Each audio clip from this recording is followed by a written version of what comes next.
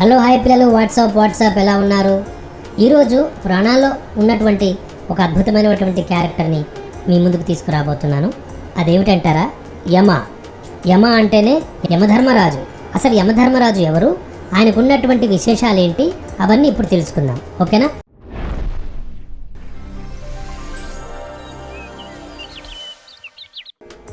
యమధర్మరాజు యముడు, నరకానికి నరకలోకానికి అధిపతి, మరణాలకు అధ్యక్షుడు.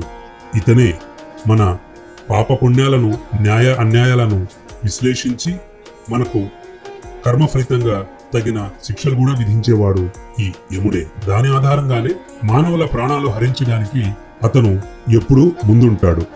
ఆయన చేతిలో ఉన్న కాలపాశం ప్రాణాన్ని సంపూర్ణంగా తీసుకుపోతుంది. యముడు చేసే పని ఏమిటయ్యా అంటే, జీవుల పాపపుణ్యాలను న్యాయంగా బేరీజు చేసుకుని, అంటే పరిశీలించి వారికి తగినటువంటి కర్మ ఫలితాన్ని ఇస్తూ ఉంటాడు. యమధర్మరాజు ప్రత్యేకత చెప్పాలి అంటే, దక్షిణ దిక్కుగా అధికారిగా లోకపాలకుడు. చిత్రగుప్తుడు అనే ఒక సహాయకుడితో ప్రతి మనిషి యొక్క పాపపుణ్యాలను యముడు లెక్క పెడుతూ ఉంటాడు. ఎవరి పట్ల పక్షపాతాన్ని చూపకుండా ధర్మాన్ని పాటిస్తూ న్యాయంగా శిక్షలు విధిస్తాడు. యమధర్మరాజు కఠినమైన నియమాలకు, సమతకు ప్రధానంగా విలువ ఇస్తాడు. యమధర్మరాజు నుండి మనం నేర్చుకోవాల్సిన నైతిక విలువలు కూడా ఉన్నాయి.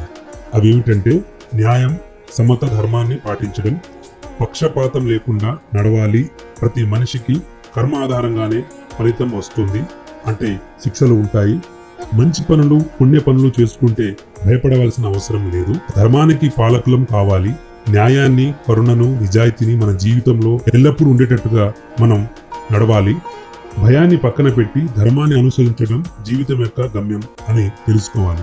యముడి నుంచి ఇంకా కొన్ని నైతిక విలువలు మనం తెలుసుకోవచ్చు. ధర్మాన్ని అనుసరించి జీవన మార్గం ఎంచుకోవాలి, తప్పు చేసిన వారిని క్షమించకూడదు, శిక్ష విధించాల్సిందే అని కాకుండా ప్రతి ఒక్కరికి వారి కర్మ ఫలితం తప్పదన్న అర్థం తెలుసుకోవాలి. బాధ్యతతో కూడిన నడవడిక అలవాటు చేసుకోవాలి. మనం చేసే తప్పులకు మనం కర్మ అనుభవించాల్సిందే.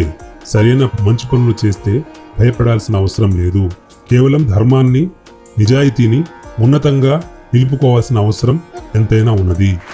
అదిరా పిల్లలు, తెలుసుకున్నారు కదా యమధర్మరాజు గురించి. సో మరొక మంచి ఎపిసోడ్లో కలుద్దాం. అంతవరకు stay tune to the Sparrow TV. Take care, bye bye, love you all.